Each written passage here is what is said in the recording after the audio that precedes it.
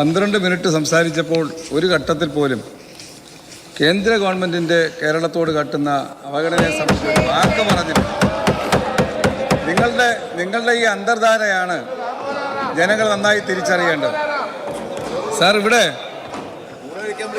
അതെ നിങ്ങളെ കുറച്ച് പേരെ ഊണ് കഴിക്കാൻ വിളിച്ചു. ഊണ് കഴിക്കാൻ വിളിച്ച ആളുകൾ ഒന്നൊന്നായി പോയിക്കൊണ്ടിരിക്കുകയാണ്. അത് നിങ്ങൾ മറന്നു പോകരുത്. അങ്ങ് പറഞ്ഞു UDF കാലത്ത് മാവേലി സ്റ്റോർ വാമന സ്റ്റോർ ആക്കി. ഒരു മാവേലി സ്റ്റോർ UDFന്റെ കാലത്ത് പൂട്ടിയിട്ടുണ്ടോ? പുതിയ എത്ര മാവേലി സ്റ്റോറുകൾ തുറന്നു? 3000 കോടി രൂപയോളം ബാധ്യതയുള്ള ഒരു സ്ഥാപനം.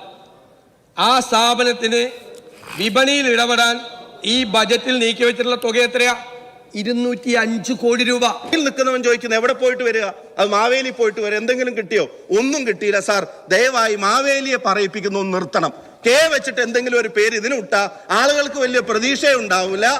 മാവേലിയെ പറയിപ്പിക്കുന്നെങ്കിലും ചുരുങ്ങിയ പക്ഷം നിർത്താൻ പറ്റും.